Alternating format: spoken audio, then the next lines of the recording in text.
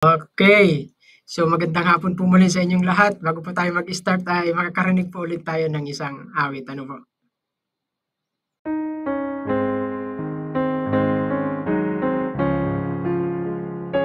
Sa bawat saglit sa araw-araw, may lakas akong tinataglay.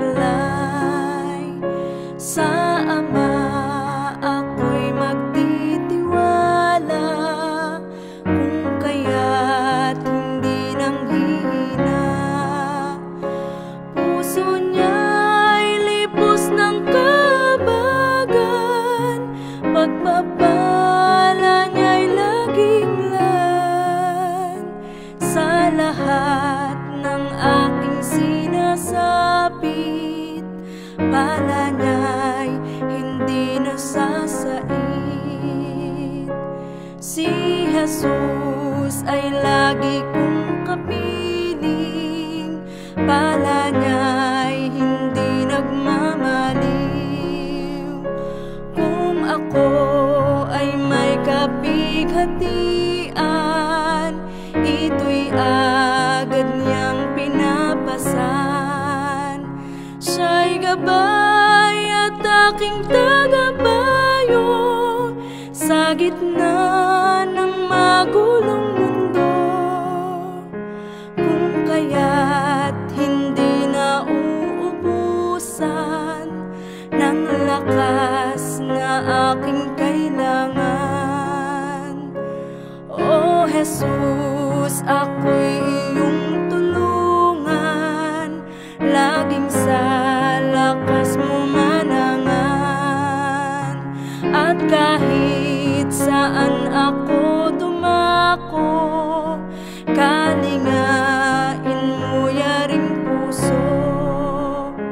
Kung pagsubok man ay sumalubong, sa iyo ako'y manganganlong. Hanggang sa wakas nitong landasin, tahanan mo ay aking datnin.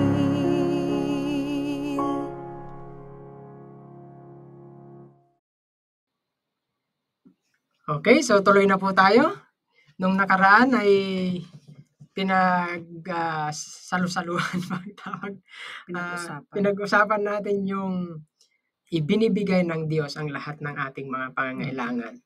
Yan. Ngayon naman ay ang pagtatrabaho ay binigay para sa kasiyahan ng tao. Paano kayo naging kasiyahan ng tao yung pagtatrabaho? Oo, paano yung naging kasiyahan? Meron bang mga tao na pag walang trabaho nalulungkot? Oo, marami. Yung mga nasasanay na, di ba? Yun yung nagiging problema ng mga retirees. Pag biglang nawalan sila ng trabaho, parang nanghihina na sila. Yan, so para sa kanila kasi kasiyahan na nila yun na yung kanilang ginagawa. Tapos biglang aalisin mo sila doon. Nalulungkot sila. Kaya siguro yun lang naisip ko na. Yun lang ang naisip ko na sitwasyon na malulungkot ka dahil wala kang trabaho. Ewan ko kung may iba pa. May iba pa po ba kayong naisip? Pag wala ka nang kakainin, di malulungkot ka pag wala kang trabaho kasi wala kang pambili ng pagkain, wala kang hanap buhay. Oh. Yan. Kaya maganda itong na ang pagtatrabaho ay binigay sa ikaliligaya ng tao. So kaya pala ang tao ay talagang nagsisikap palagi na maghahanap ng trabaho. Pero nung panahon po ni Adan at ni Eva, gaya yung pinag-usapan natin nung nakaraan ay, ang sabi dito ay sa umpisa, ang Diyos po kasi ay Diyos na kung saan Diyos siya ng kagandahan ba? Ibig sabihin, gustong-gusto niya makita yung mga magagandang mga bagay. Beautiful things, sabi dito. Lover of the beautiful. Yan. Kaya wala naman siyang ginawang pangit actually. Oo nga, kasi nga lover of the beautiful siya. Lahat ng ginawa niya ay maganda. Yan. Kaya nga, lang sumama lang dahil sa kasalanan. Oo. Kaya hindi siya masaya doon sa pagpasok ng kasalanan kasi yun ang tumira sa kagandahan. Oo, nagpapangit sa lahat ng kagandahan. Yan nga, kaya nga ang sabi dito ay sa lahat ng kanyang ginawa, pagtaos niyang gawin, ang sabi niya, and it was Very good. Very good. Mabuti. Yan. So, i-prepare niya yung napakagandang Garden of Eden para kay Adan at kay Eva. Tapos, ang sabi dito ay, yung pagka-prepare, marami pang mga nakaabot yung mga anlalaking mga puno, di ba?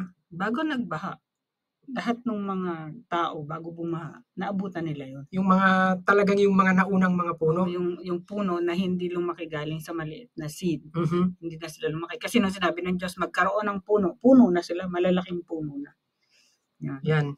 So, pero kahit ganun, kahit yung mga seeds, ibig sabihin, yun yung nung nilikha. Ngayon, kahit na nung nagkaroon ng seeds, di ba makakakita ka pa rin ng anlalaki at magagandang mga puno? Mga bunga ay magaganda nun. Siyempre yung bagong...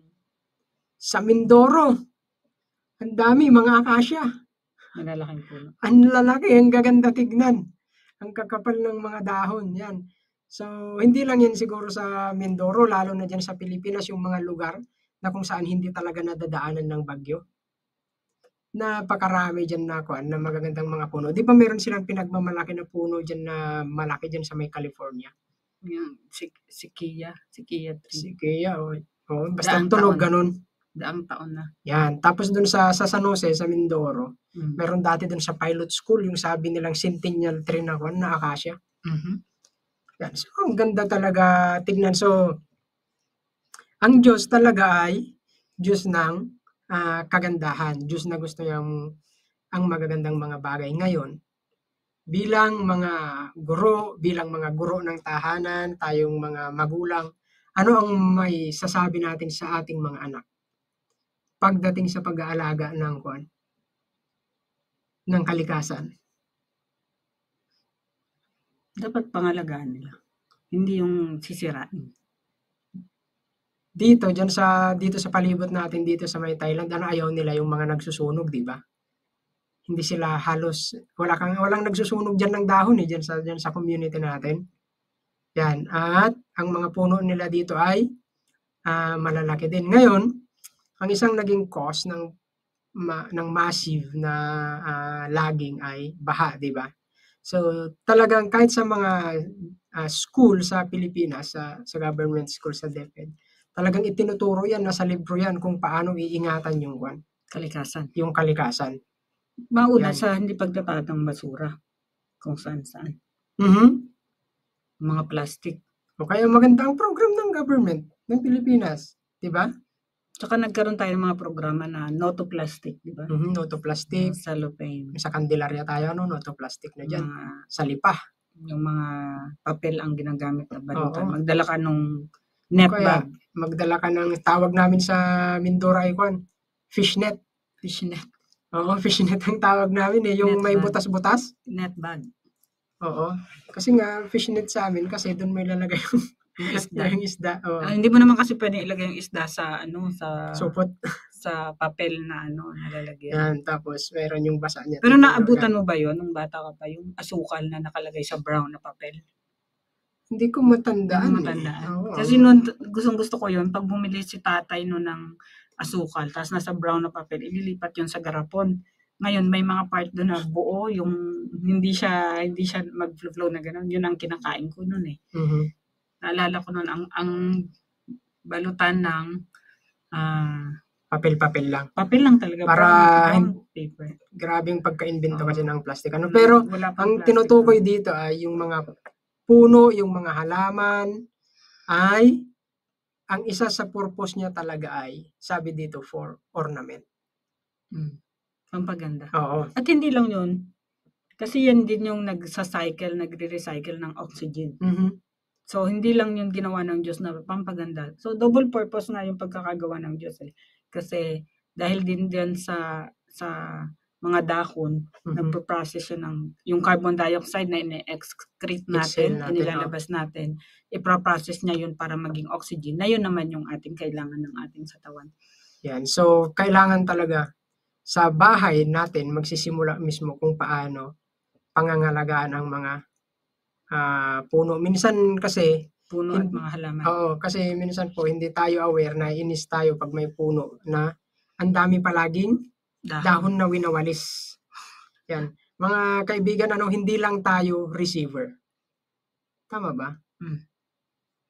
O hindi lang Marami tayo namang maraming benefits ang mayroong puno. Kaya lang, yun nga, marami kang ring wawalisin. So, yung part mo ay maglinis doon sa paligid mo ng yun nga, maglilinis. tama, hindi lang tayo receiver ng benefit, oxygen, ng benefit, ng benefit ng lilong, ng bunga, ng lamig, o ng yeah, preskong hangin. So, Pag may dapat puno. alagaan din natin yung mga puno. Hindi yung gusto mo lang huminga, pero pinapatay mo yung source ng oxygen. Yan. Although sa atin may mga lugar kasi sa Pilipinas na talagang yung mga old trees kailangan na pong putulin kasi lalo't pag nadadaanan kayo palagi ng Pag lagi bagyo. may bagyo.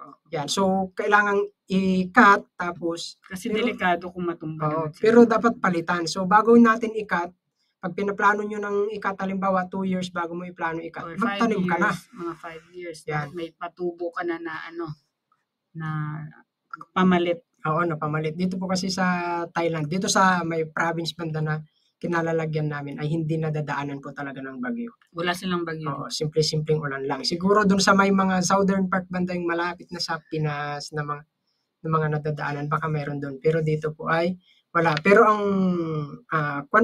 ang kaisipan na ating nilalagay ay dapat nating maingatan yung ating nature, yung ating kalikasan. Yung mga halaman, please don't pick the flowers. May mga nakalagay na gano'n. Pang beautification lang talaga siya. Pang beautification. Dito po dito na naman. Kasi dito ko po nakita, yung tanim nila dito sa may university, ang daming mga tawag dyan, bougainvillea. Oo. Tapos, ika-cut nila, ititrim nila yun ng bandang December or November. Ngayon pong pa-February, ang dami ng talaga nila yung dahon. Oo. Pinupruning nila. Yan. Tapos ngayon pong pa-February na ang ganda na, ang dami ng mga bulaklak. So, wala nang dahon halos, puro bulaklak po. Yan. So, ang Diyos kasi ay Diyos gusto niya ng kagandahan at gusto niyang i-share. Sabi dito, it was the design of God that man should find happiness in the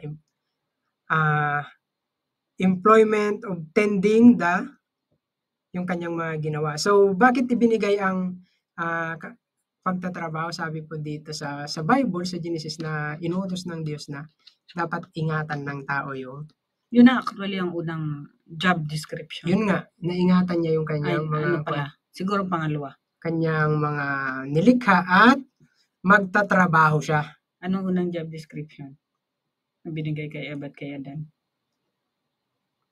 Ano ba?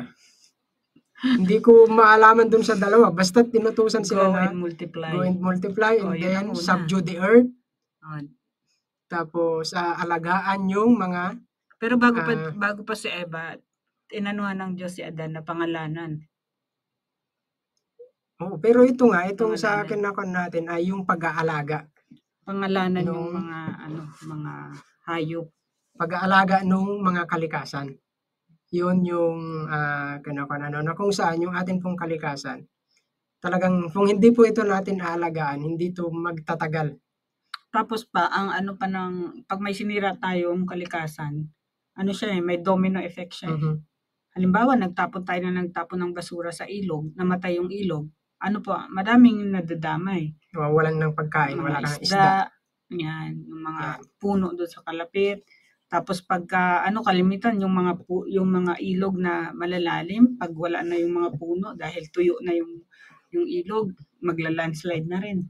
Yan. So, ang atin pong trabaho kaya ibinigay ng Diyos ay alagaan yung kalikasan, magtanim. Dito sa Thailand po ay pag yung mga matatandang mga puno ay pinupruning nila. Pinupruning lang, hindi talaga nila pinuputol. Pinupruning lang po nila yung iba. Yung iba din ay yung mga nakita natin ay kinakat.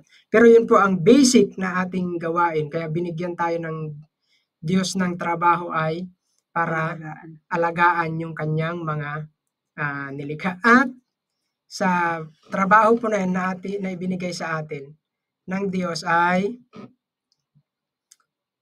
nagbibigay ng mabuting kalusugan sa atin. So, bukod sa meron tayong mga kikitain, bukod sa meron tayong mga aanihin, ay yung pagtatrabaho po sa gitna ng kalikasan ay nagbibigay sa atin ng benepisyo ng mabuting kalusugan. Yan kasi na-exercise tayo, ano? Yung mga pagbubuhat, pagpapala, paghuhukay. Tsaka yung nagtatrabaho ka sa ilalim ng araw, may blessing din. Oo, yung sunlight. Tapos, kaya pala yung mga farmer, kahit talagang naarawan, tapos ang itim sunog yung balat, pero malalakas ang katawan. Oo, kasi malalakas ang resistensya. Yung full dose ng sunlight araw-araw, nakukuha nila, ano? Sobra-sobra pa. Kaya din siguro, dahil ganyan ang nature ng ating mga lupa, ang ating agriculture ay ganyan ang nature. Kaya siguro brown din talaga ang ating balat. Kasi, pagka maputi ay, prone sa, mahirap din sa sunlight. So, yung mga mapuputi, nandun sila sa lugar na hindi pwedeng magtanim ng kagaya sa mga lugar natin na kahit maghapon ka nandiyon sa arawan.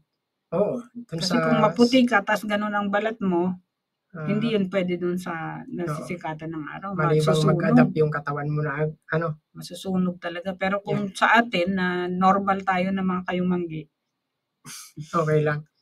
Tapos dun sa Africa na talaga mas mainit, mas rin ang kanilang balat.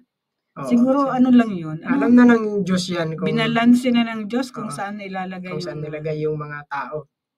Yan. Tapos, nag-evolve na rin siguro, Yan. So, sabi dito ay, sa ating pag-work, nagkakaroon ng exercise yung buo nating katawan. Hindi lang yung ating mga muscles, kundi pati yung mga organs natin ay lumalakas. Yan. At sabi dito ay, ayaw ng Diyos na walang ginagawa ang tao. Yan. Oo. So, hindi niya yun kalooban. Ang sabi, di ba, kapag tayo idle, doon nagkakaroon ng pagkakataon si Satan na tayo ay matukso o tayo ay magamit ni Satan para sa distraction o sa anumang ikasasama.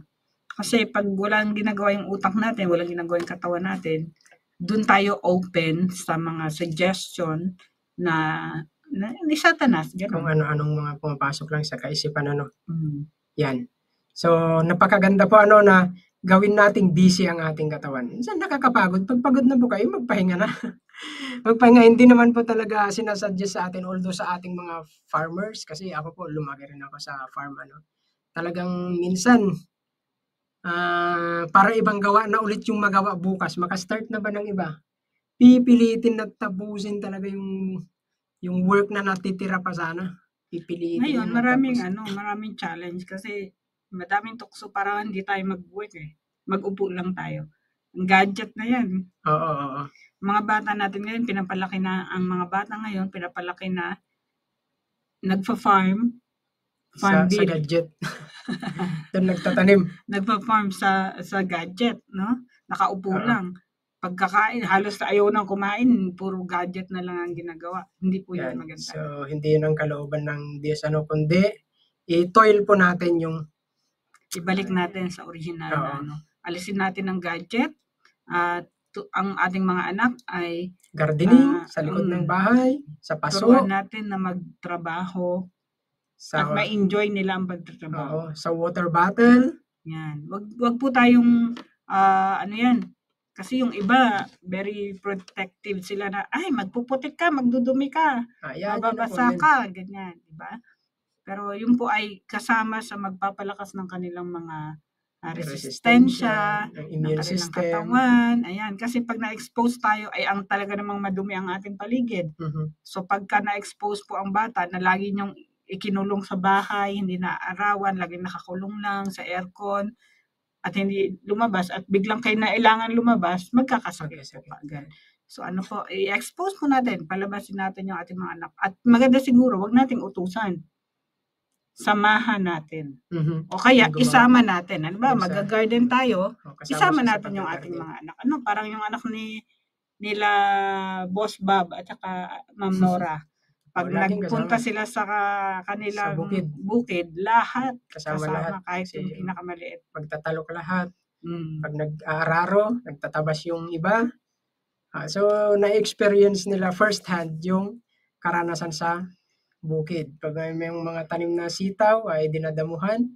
Kung nasa city naman po tayo, napakarami pong mga nagpapakita ng yung city gardening na kung saan nakapasok-pasok lang, naka-water bottle, nakabitin o o kaya yung nakabitin. nakabitin na ganun.